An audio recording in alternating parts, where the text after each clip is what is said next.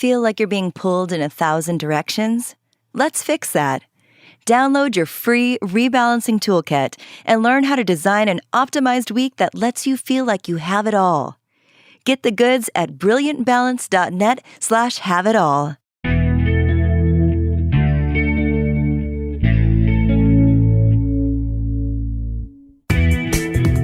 I'm Cherylanne Skolnicki, and this is Brilliant Balance, the show for working women who are ready to shine.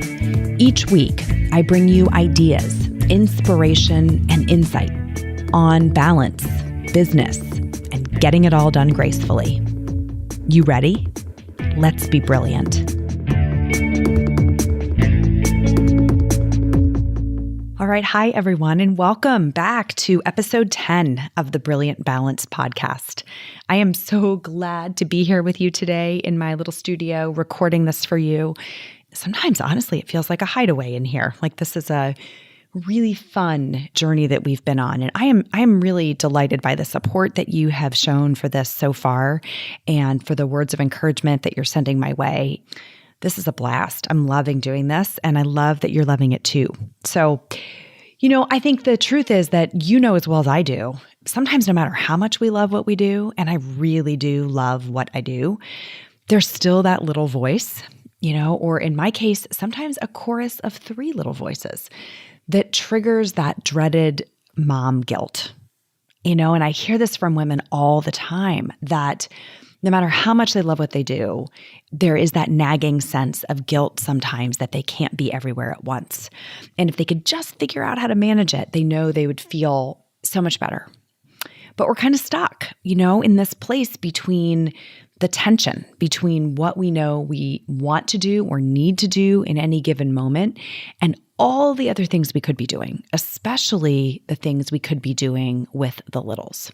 The challenge with this mom guilt, and this is really what we're going to dig into today, is that if we don't get a handle on it and figure out how to transform it into something useful, it's going to keep us from reaching our full potential. We will play small, we'll hunker down and kind of settle into a pattern that's not really serving us. So this isn't an easy one today, but I think it's a really important topic. We're going to dig into it with maybe a new angle, maybe a way of thinking about this that you haven't thought about before. The importance of this is enormous, but it's not only important for us, right? This isn't some kind of selfish journey that we're going to go on here of how we can feel free and unencumbered while we do whatever we want and abandon our children in the process. Certainly not. I think it actually matters as much to our children as it does to us, because for them, the way we navigate this territory sets the example that they then feel compelled to follow. So if we don't get it constructed in a way that's useful for us and where we're feeling like we're thriving in the middle, they're not going to have a model that they can follow. So I think it's a multi-generational issue. It's actually that important. And honestly, I think life can be a whole lot more fun if we learn how to lay this down and transform it into something that's really positive and more powerful. So here's the angle I'm going to take. I want to talk today about 3 conversations that we need to have when we feel that sense of mom guilt rising within us. And it's different at different stages. So I'm going to come at this from a life stage where your children are at an age that you can have a conversation with them. It's going to be different if you have babies at home.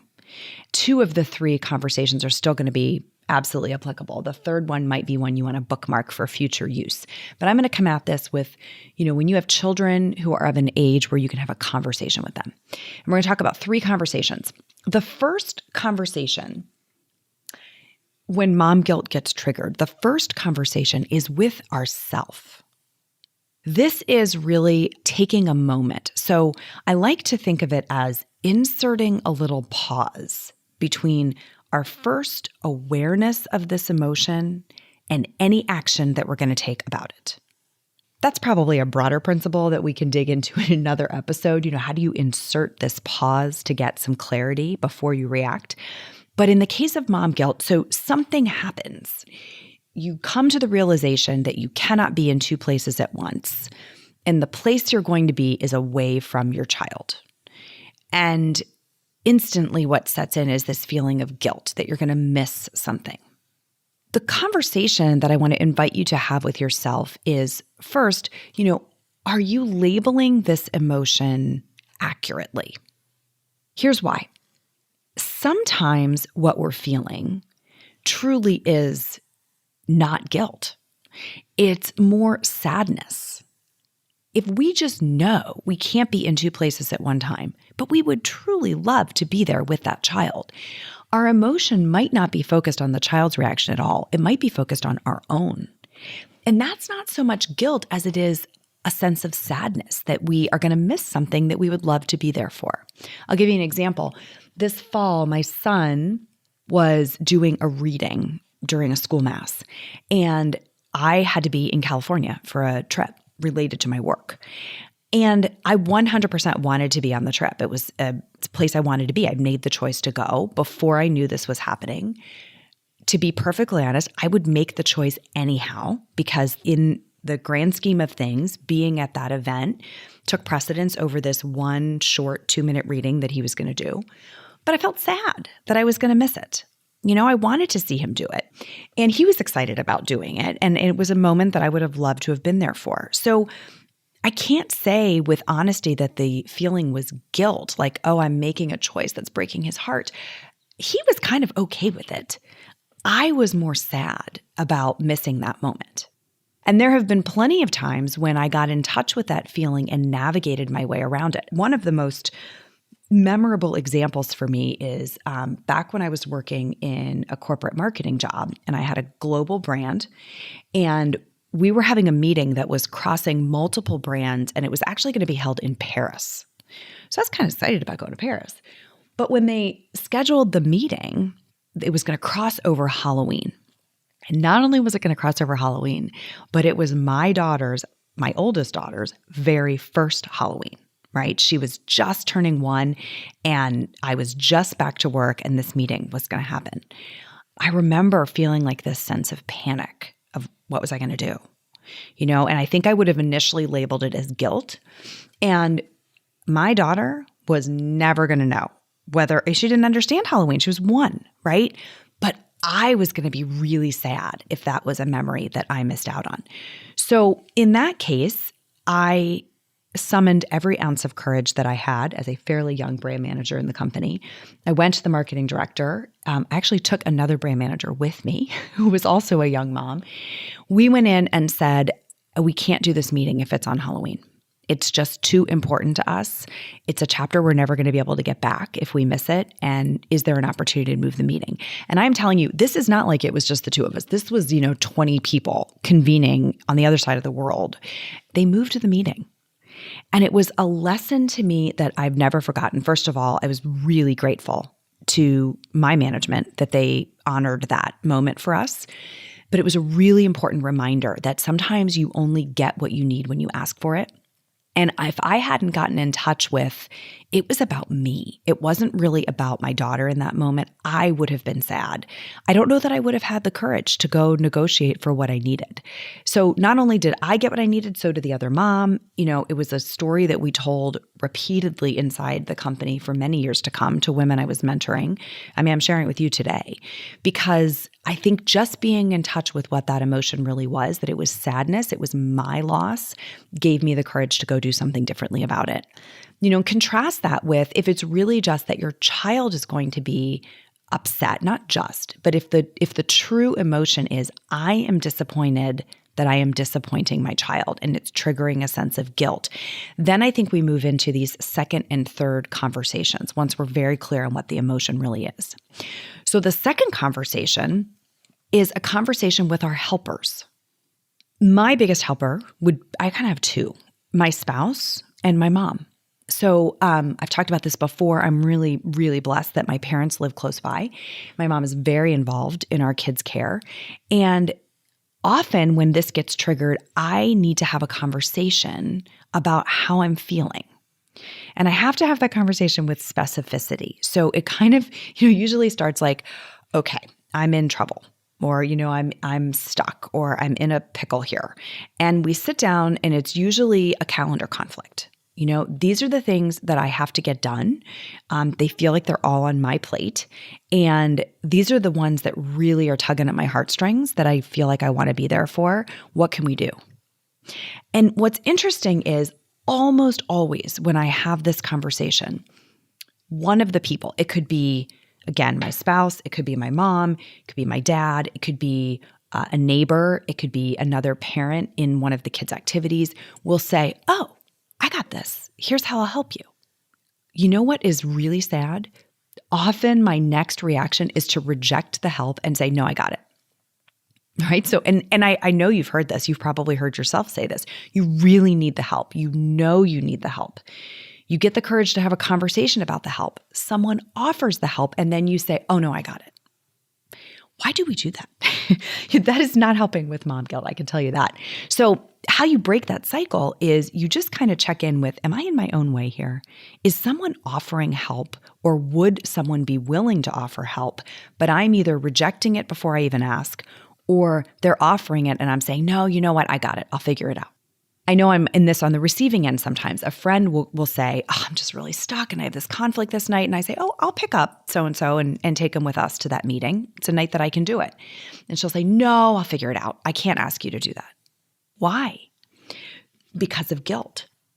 Here's the flip. If we can transform that feeling of guilt into a feeling of gratitude, and then express that gratitude as big and wide as we possibly can, there is relief on the other side of that. So here's what that looks like. Okay, I'm really stuck. I'm in a jam on Tuesday night. I can't be everywhere at once. The guilt is starting to surface. I have a conversation with somebody who's in a position to help me. They offer the help, and then I gratefully accept that help and resolve the conflict. Right? So I don't have to carry the guilt with me if I can replace it with gratitude. That is a very powerful transformation. We've talked about this a lot actually with the women that I've coached. And this is one of those tricks that I get the most positive feedback about. People will come back and say, "I tried that and it's amazing how just sitting in a space of gratitude, letting someone help you, being on the receiving end, eradicates a little bit of that guilt." And the reason that works is because you're rewriting the rules. You're rewriting the rules in a way that is more authentic to your situation, to who you are, to how you want to run your household. And you're giving yourself permission to do that. So replacing guilt with gratitude is the thing you're kind of moving toward when you have that second conversation. And that second set of conversation, again, is with your helpers, your spouse, a parent, a neighbor, a friend, a teacher in your kid's school, anyone who's in a position to kind of help you through a situation. And it does require you to ask for what you need, which is, again, probably a separate conversation we need to have. But when you can have that conversation bravely and specifically, there is great relief on the other side. Feel like you're being pulled in 1,000 directions? Let's fix that. Download your free rebalancing toolkit and learn how to design an optimized week that lets you feel like you have it all. Get the goods at brilliantbalance.net/have-it-all. All right, third set of conversations. These are with your child, right? So first one was with yourself, second conversation with your helpers, third is with your child. This may never have occurred to you, but here's what happens. I think a lot of the time when we are experiencing mom guilt, we're reacting to an imagined response that hasn't happened yet. So we start worrying that we are going to disappoint this child, or that someday 5 years from now, that child is going to say, "Wow, mom wasn't there for whatever it is," or "Mom didn't bring homemade cupcakes to the bake sale. She brought ones from the bakery," or whatever we think we're going to experience guilt about later. But we don't actually know most of the time if that's really what that child is thinking. And I can't tell you how often when we have the conversation with the child, what we find is we are at best exaggerating the response. And worst case scenario, it's completely imaginary. It hasn't even crossed their mind. This fall, we had a soccer tournament And my original plan was to go with my 7-year-old for the 2-day tournament. I was going to go up. We had games on Saturday, come home that evening, and then go up again the next day, more games, right, and return home that evening. It was about, a 1 to 2 hour drive to get to this tournament.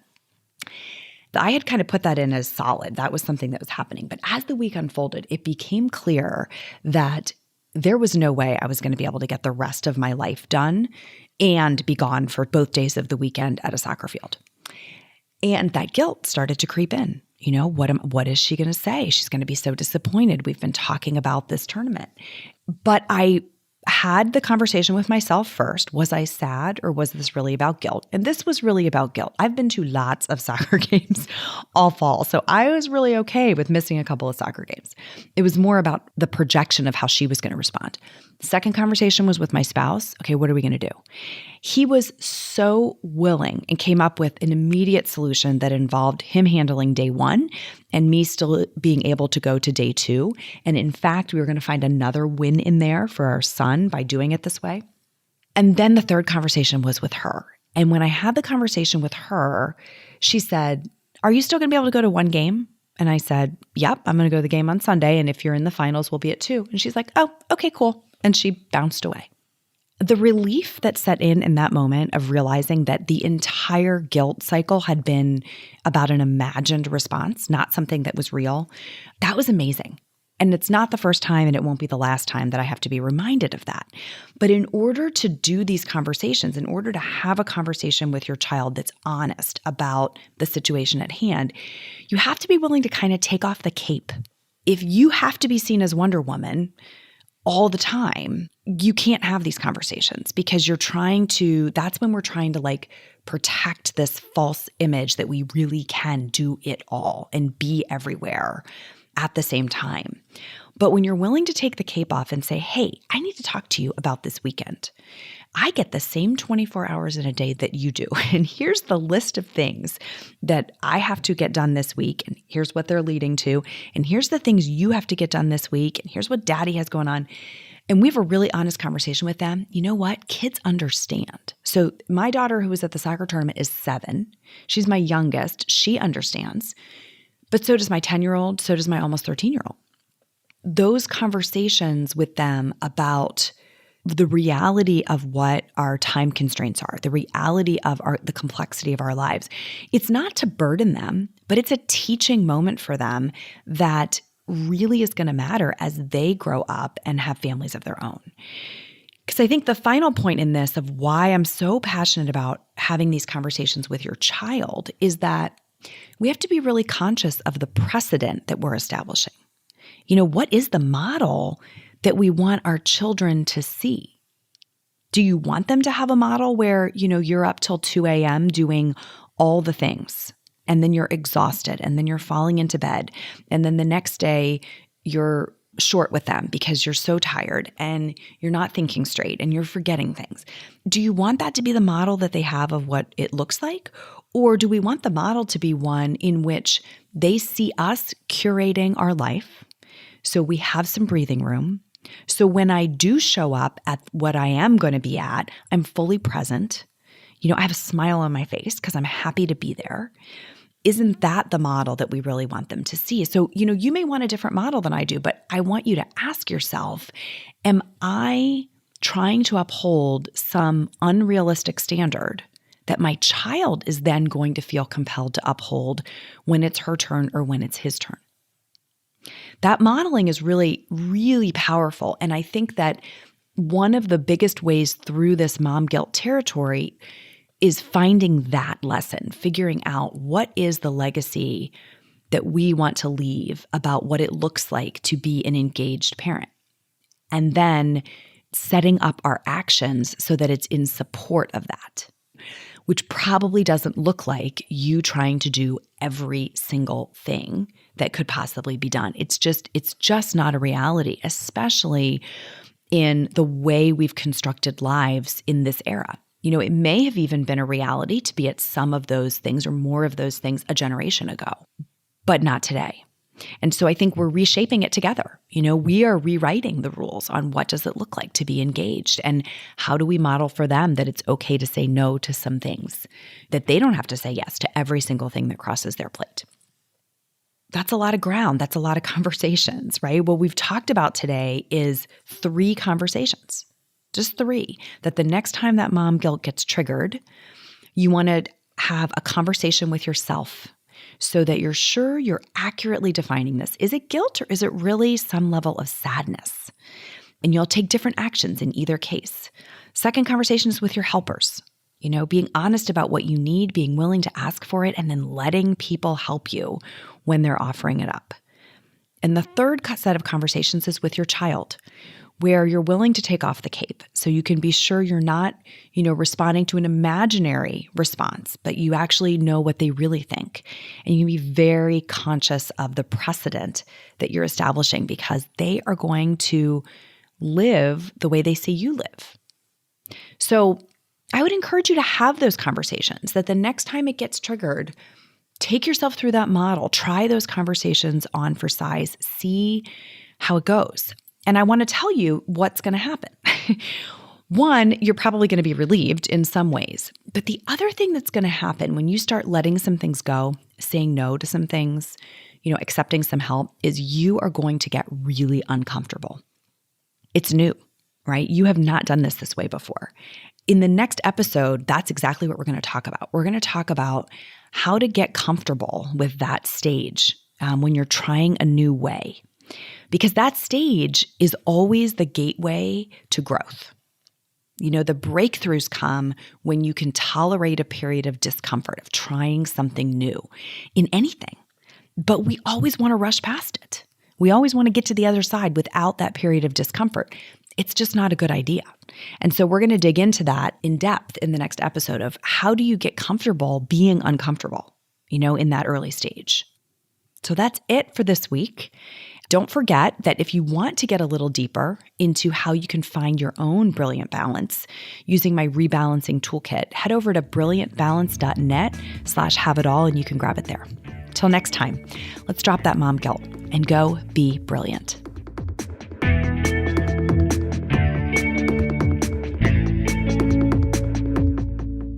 This is thepodcastfactory.com.